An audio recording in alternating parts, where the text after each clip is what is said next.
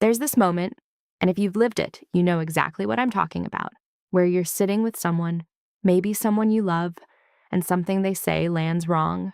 Not dramatically, not in a way that makes a good story, just quietly. A small shift in your chest, a word they chose, a laugh at something that wasn't funny, and you feel it. For exactly 2 seconds, you feel it, and then you move on. You find a reason, you decide you misread it, and the conversation keeps going, and dinner happens, and weeks pass. And then one day, much later, after the thing you were afraid of actually happens, you'll sit with yourself and think, I knew the whole time. That moment is what I want to talk about. Not because it makes you foolish, but because the fact that it happens to almost everyone. People who are smart and loving and perceptive means it isn't really about perception at all. We talk about red flags like they're subtle, like they're hidden, like the problem is that we don't see them. But most of the time, we do see them. We see them clearly. The partner who apologizes with perfect fluency but never actually changes anything. The friend who needs you completely until they don't, and then forgets you existed until they need you again. The person who tells you, casually, maybe even laughing, something about how they treat people, a small confession dressed as a joke, and you file it away as nothing. These aren't hidden signals. They're plain.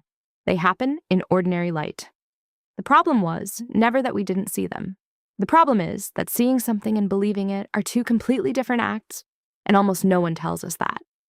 And here's what I keep coming back to. We learned not to believe it. We weren't born this way. This is something that got built into us, slowly, by people we depended on before we had any choice about it. Think about a child. A child cannot afford the full truth about the people who take care of them. If the parent who feeds you is also unpredictable or cold or sometimes frightening, you cannot let yourself fully believe that.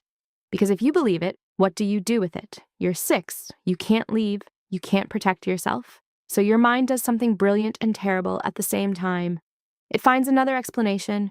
It decides you're the problem, or that they're having a hard day, or that they love you, they just show it strangely, or that things will be different when you're older, better, easier to love. The child builds a whole architecture of not knowing, because not knowing is the only way to survive the knowing.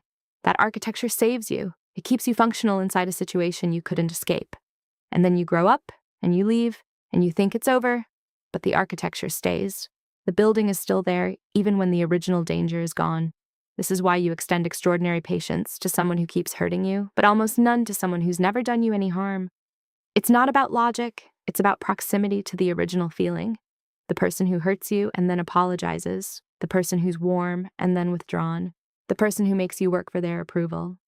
They feel familiar in a way that registers, somewhere below language, as home. And the nervous system is not trying to punish you. It's doing exactly what it learned to do. It's trying to complete something that was never resolved.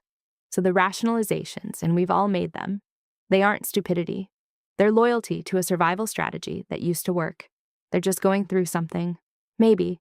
But you've been saying that for 3 years. They used to be different. They were. That's actually why this is so painful.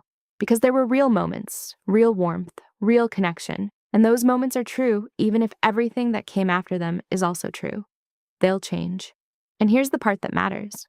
Some people do change, but mostly people show us very early who they are when they're scared or selfish or not performing for us.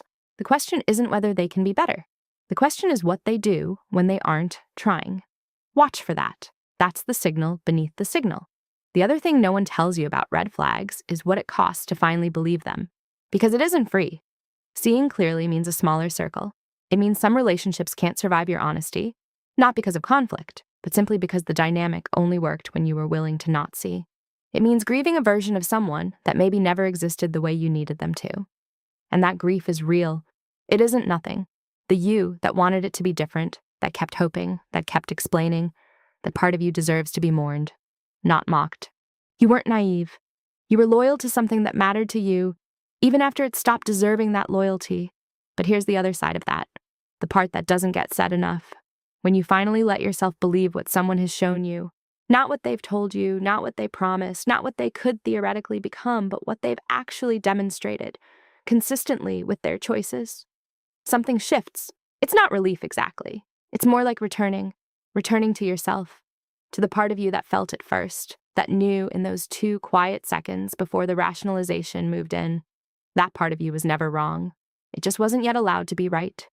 You are allowed to believe what you see. You are allowed to take people at their demonstrated word, not their intended one. You are allowed to trust the feeling that lands in your body before your mind talks you out of it. That instinct was never the problem. It was the first and most honest thing you had. And for a lot of us, a lot of our lives have been about learning to silence it. This is just about learning to listen again. Not perfectly, not all at once, but a little more, starting now, starting